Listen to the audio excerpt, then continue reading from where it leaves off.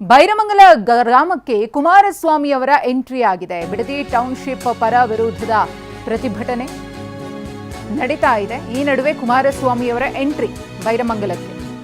ಈಗಾಗಲೇ ಅಲ್ಲಿ ಕಾವೇರಿದಂತಹ ಹೋರಾಟ ನಡೀತಾ ಇದೆ. ಪರ ಇರೋರು ವಿರೋಧ ಇರೋರ ನಡುವೆ ಬಿಗಿ ಪೊಲೀಸ್ ಭದ್ರತೆಯನ್ನು ಕೂಡ ಕಲ್ಪಿಸಲಾಗಿದೆ.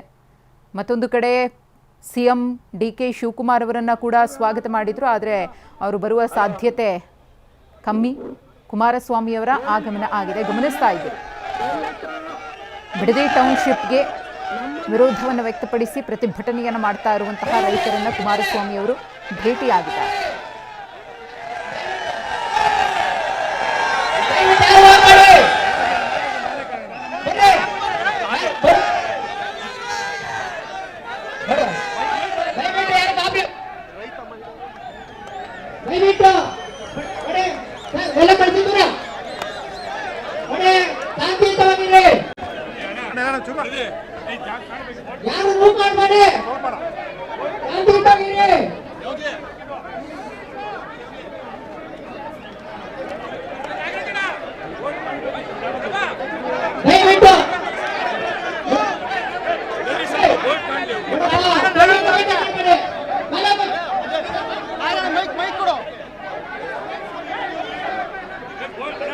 ದಯಮಾಡಿ ಎಲ್ಲ ಶಾಂತಿಯುತವಾಗಿ ವರ್ತಿಸಬೇಕು. ಈ ಭಾಗಕ್ಕೆ ಬರಬೇಕು.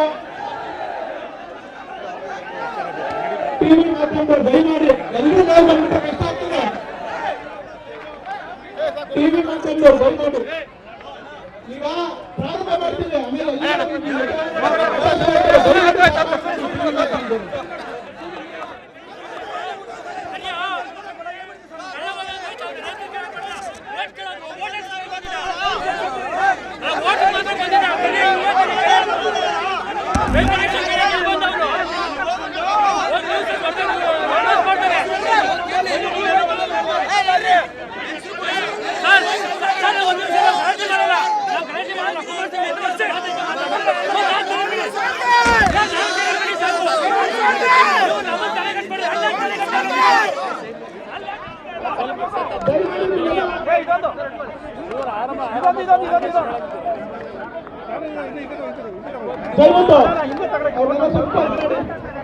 ಕೆಂಪೇಗೌಡ ಜಯಂತಿಯ ಆಚರಣೆ ಏನಿದೆ,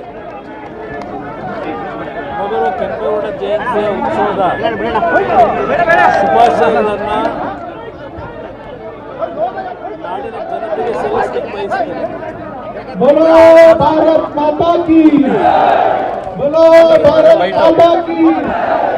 ಇವತ್ತು ನನ್ನದ ಯಾವುದೇ ನನ್ನಿಂದ ಪ್ರತಿಷ್ಠೆ ಅಂತ ಪ್ರಶ್ನೆ ಇಲ್ಲ. ನಾನು ಬರ್ತಕ್ಕಂಥದ್ದಕ್ಕೆ 2 ಪತ್ರ ಏನು ಬರೆದಿದ್ದೇನೆ ಮುಖ್ಯಮಂತ್ರಿಗಳಿಗೆ. ಈಗಲೂ ಸಹ ಹೇಳ್ತೇನೆ, ಪಾಪ ಮುಖ್ಯಮಂತ್ರಿಗಳು ಅಲ್ಲೆಲ್ಲೋ ಬೆಂಗಳೂರು ನಗರದ ರಸ್ತೆಯಲ್ಲಿ ಒಂದು 15 ಲಕ್ಷ ಸಸಿ ನೆಡ್ತಾರಂತೆ.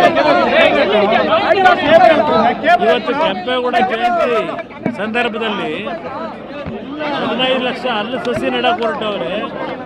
ಇಲ್ಲಿ 10 ಲಕ್ಷ ಬೆಳೆದಿರ್ತಕ್ಕಂಥ ಮರಗಳನ್ನ, ತೆಂಗಿನ ಗಿಡ, ಅಡಿಕೆ ಗಿಡಗಳನ್ನ ಕಟ್ ಮಾಡಿ, ಬಾಳೆ ಗಿಡಗಳನ್ನ ಕಟ್ ಮಾಡಿ ಇಲ್ಲಿ ಟೌನ್ಶಿಪ್ ಮಾಡಕ್ಕೆ ಹೊರಟವ್ರೆ.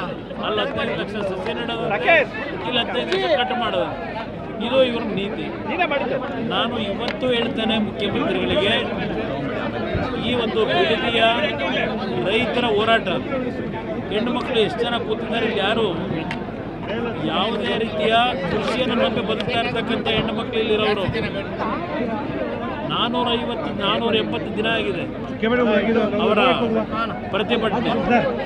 ಅವರ ಪ್ರತಿಭಟನೆಗೆ ನಾವು ಯಾರೂ ಪ್ರಚೋದನೆ ಮಾಡಿಲ್ಲ.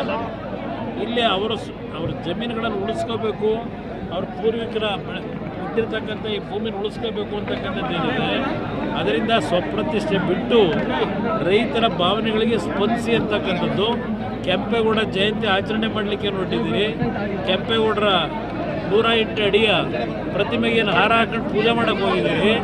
ಅವ್ರಿಗೆ ಗೌರವ ಕೊಡಬೇಕು ಅಂದರೆ ಮೊದಲು ಯಾವ ಬೆಂಗಳೂರು ನಗರ ಕೆಂಪೇಗೌಡರು ಕಟ್ಟಿದ್ದಾರೆ ಅಂತಾರೆ ಆ ನಗರ ಸರಿಪಡಿಸ್ಕೊಳ್ಳಿ, ಆಮೇಲೆ ಇಲ್ಲಿ ಬನ್ನಿ.